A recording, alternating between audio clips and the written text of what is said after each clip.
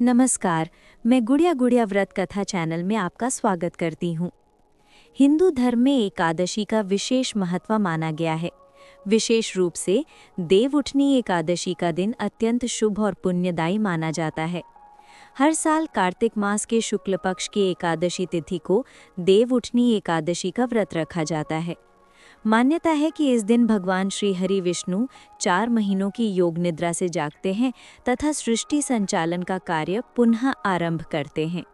इसके साथ ही चातुर्मास का समापन के साथ मांगलिक कार्य आरंभ हो जाते हैं।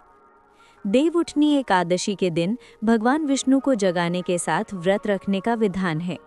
इस साल देवउठनी एकादशी पर काफी शुभ योगों का निर्माण हो रहा है।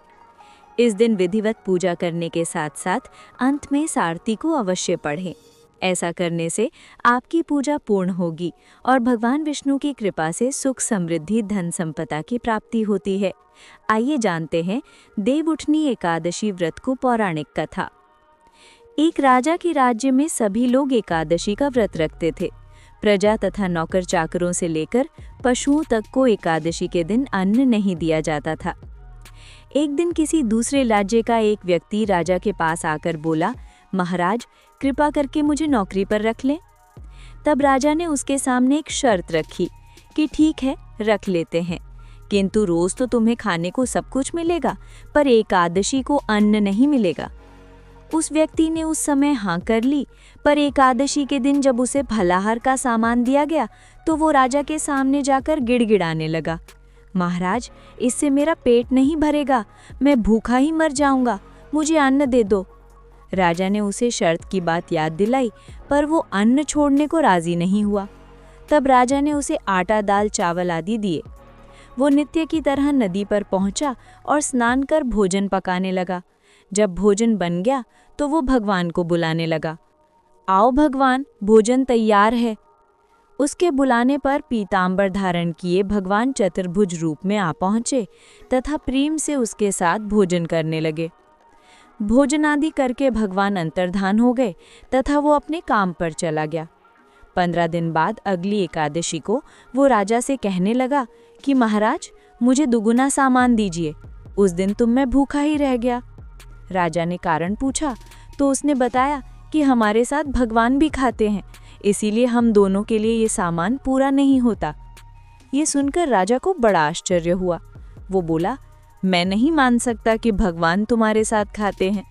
मैं तो इतना व्रत रखता हूँ, पूजा करता हूँ, पर भगवान ने मुझे कभी दर्शन नहीं दिए।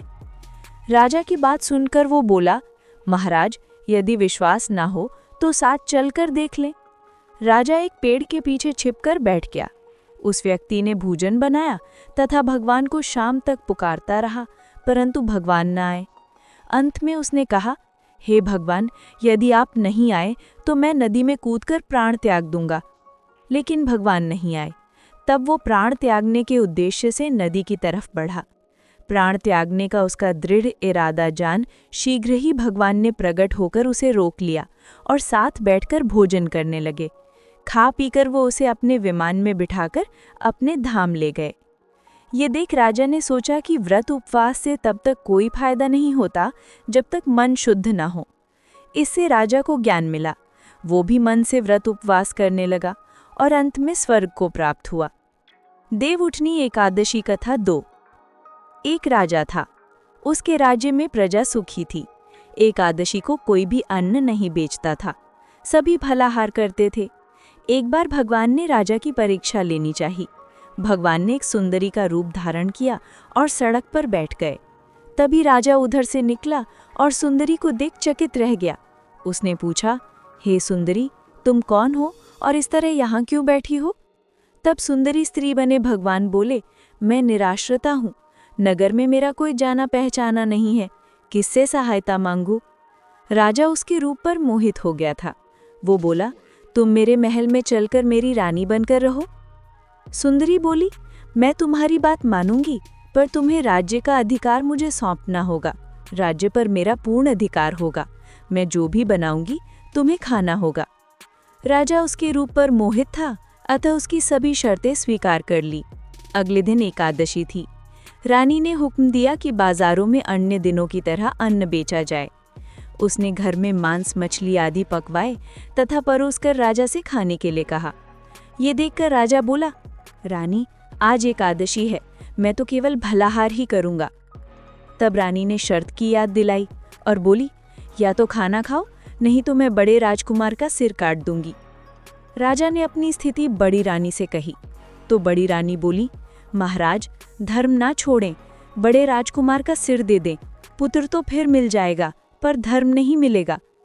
इसी दौरान बड़ा राजकुमार खेल कर आ गया। माँ की आंखों में आंसू देखकर वो रोने का कारण पूछने लगा तो माँ ने उसे सारी वस्तुस्थिति बता दी। तब वो बोला, मैं सिर देने के लिए तैयार हूँ, पिताजी के धर्म की रक्षा होगी, जरूर होगी। राजा दुखी मन से राजकुमार का सिर देने को तैयार हुआ तो रानी के रूप से भगवान विष्णु ने असली बात बताई। राजन, तुम इस कठिन परीक्षा में पास हुए।